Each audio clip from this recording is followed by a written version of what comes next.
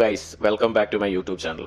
എല്ലാവരും UFC 312 കണ്ടെന്ന് കരുതുന്നു. നമ്മൾ എല്ലാവരും വിചാരിച്ച പോലെ ഒരു ബാങ്ങർ ആയിരുന്നില്ല UFC 312. വളരെ ബോറിംഗ് എന്ന് വേണമെങ്കിൽ പറയാവുന്ന ഒരു റിസൾട്ട് ആയിരുന്നു നമുക്ക് സമ്മാനിച്ചത്. ഡുപ്ലസി നോക്കൌട്ട് ചെയ്യുമെന്ന് വിചാരിച്ചു ഷോൺ സ്ട്രിക്ലിനെ, പക്ഷേ അത് സംഭവിച്ചില്ല. നമുക്ക് ടോട്ടൽ മൊത്തത്തിൽ മെയിൻ ഗാർഡ് ഫൈറ്റ്സ് എന്ന് വിലയിരുത്താം. എങ്ങനെയായിരുന്നു അത് പോയിരുന്നത്? First welter വെയിറ്റിൽ Jake Mathews versus പ്രാഡോയ്ക്ക് 22 വയസ്സേ ഉള്ളൂ പ്രായം. അദ്ദേഹം ഒരു അർജന്റീനിയൻ ഫൈറ്റർ ആയിരുന്നു. അദ്ദേഹത്തിന് 22ാമത്തെ വയസ്സിലാണ് ജെയ്ക്ക് മാത്യൂസ് ഓസ്ട്രേലിയൻ ഫൈറ്ററിനെ നേരിടുന്നത്. ആ ഒരു സൈസ് വ്യത്യാസം നമുക്ക് വളരെ ക്ലിയർ ആയിട്ട് അതിനകത്ത് കാണാൻ പറ്റും. ജെയ്ക്ക് മാത്യൂസ് സൈസിൻ്റെതും അദ്ദേഹത്തിന്റെ എക്സ്പീരിയൻസിന്റെ അഡ്വാൻറ്റേജ് എടുത്ത് ഒരു ഡിസിഷൻ വിന്നിലേക്ക് കൊണ്ടുപോയി. അത് നെക്സ്റ്റ് ഫൈറ്റ് ജിമ്മി ക്രൂട്ട് വേഴ്സസ് ബെല്ലാറ്റോ. രണ്ടുപേരും BJJ സ്പെഷ്യലിസ്റ്റ് ആണ്.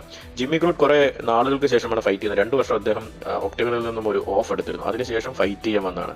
ഫസ്റ്റ് റൗണ്ടിൽ ജിമ്മി ക്രൂട്ട് ബെല്ലാറ്റോനെ നന്നായി തന്നെ ഫിനിഷ് ചെയ്യുന്ന ഒരു അവസ്ഥയിലെത്തിയിരുന്നു. പക്ഷേ നെക്സ്റ്റ് 2 റൗണ്ടുകളും ബെല്ലാറ്റോ തിരിച്ചു വന്ന് ഇഞ്ചോട് ഇഞ്ച് പോരാടി വളരെ ഡിസിഷൻ ഡ്രോ ആയി മാറി. അതിനുശേഷം നെക്സ്റ്റ് ഹെവി വെയിറ്റിൽ ജസ്റ്റിൻ ടാഫ വേഴ്സസ് ടെലിസൺ ടെക്ഷേര. ഈ ടെക്ഷേര എന്ന് പറയുന്ന ആളുടെ ഡെബ്യൂട്ട് ആയിരുന്നു UFC-യിൽ. അദ്ദേഹം ഒരു ഹൈറ്റ് ഡിഫറൻസ് തന്നെ, ജസ്റ്റിൻ ടാഫയേക്കാൾ വളരെ ഹൈറ്റ് ഉള്ള വ്യക്തിയാണ് ഇദ്ദേഹം. എല്ലാവരും ടെക്ഷീരയ്ക്ക് വിജയം പ്രതീക്ഷിച്ചിരുന്നു, പക്ഷെ ഇങ്ങനെ ഒരു വിജയം ആയിരിക്കും വിചാരിച്ചില്ല. ഫസ്റ്റിൽ തന്നെ ടാഫയെ അദ്ദേഹം നോക്കൗട്ട് ചെയ്തു. വളരെ ഒരു ക്ലീൻ എൽബോയിൽ അദ്ദേഹത്തിന് താഴെയിട്ട് അത് നോക്കൗട്ടായി. സ്ട്രോ വെയിറ്റിൽ വെയ്ലി ഷാങ്, തത്യാന സുവാരസ് ഒരു വൺ ഡയമെൻഷണൽ ഫൈറ്ററാണ്. അവർ റെസ്ലിംഗ് മാത്രമാണ് അവരുടെ ഒരു ബാക്ക്ഗ്രൗണ്ട്.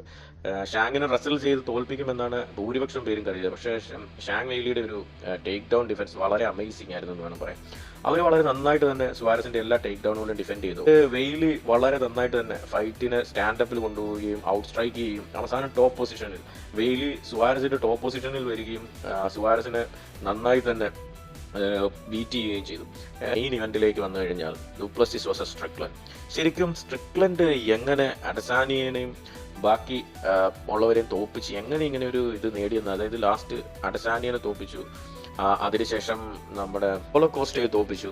ഇതൊക്കെ എങ്ങനെ സാധിച്ചു എന്ന് നമ്മൾ ഈ ഫൈറ്റ് കാണുമ്പോൾ തോന്നുന്നു. കാരണം അങ്ങനെയാണ് അദ്ദേഹം ഫൈറ്റ് ചെയ്യുന്നത്. ഡുപ്ലസിസിനെതിരെ ജസ്റ്റ് ജാബ് ചെയ്യുക, വെറുതെ ജാബ് ചെയ്യുക മാത്രം. ഡുപ്ലസിസിന് കഴിഞ്ഞ അവിടെ മനസ്സിലായി ജാബ് മാത്രമാണ് ഇദ്ദേഹത്തിന്റെ രക്ഷപ്പെടാനായി. അതായത് ഇദ്ദേഹം ഇത്തവണ മൂവ് ചെയ്തത് സ്ട്രൈറ്റ് മൂവ്മെന്റ് ഒന്നുമില്ല, ലാറ്ററലായിട്ട് മൂവ് ചെയ്ത് ഇദ്ദേഹം ജാബിൽ നിന്ന് രക്ഷപ്പെട്ടു. പക്ഷെ നമ്മൾ വിചാരിച്ചൊരു ഔട്ട്പുട്ട് ഡുപ്ലസിസിൽ നിന്നും നമുക്ക് കിട്ടിയിട്ടില്ല. കാരണം ഡുപ്ലസിസ് നന്നായി റസൽ ചെയ്ത് സ്ട്രിക്ലൻഡിനെ ഗ്രൗണ്ട് ആൻഡ് ബൗണ്ടിൽ തോപ്പിക്കുമെന്നോ അല്ലെന്നുണ്ടെങ്കിൽ ഫസ്റ്റ് 3 റൗണ്ടിൽ തന്നെ നോക്കൗട്ട് ചെയ്യുമെന്നോ ആയിരുന്നു വിചാരിച്ചത്. ലാസ്റ്റ് ടൈം ഇതൊരു സ്പ്ലിറ്റ് ഡിസിഷനിലേക്ക് പോയത്. ഇത്തവണ ഡിസിഷനിലേക്ക് പോവില്ല എന്നും നോക്കൗട്ട് ചെയ്യുമെന്നുള്ള ഒരു പ്രതീക്ഷയായിരുന്നു. പക്ഷേ ഡുപ്ലസിസ് പ്രതീക്ഷ തെറ്റിച്ചു. 5 റൗണ്ടും വളരെ ബോറിംഗ് ആയിരുന്നു.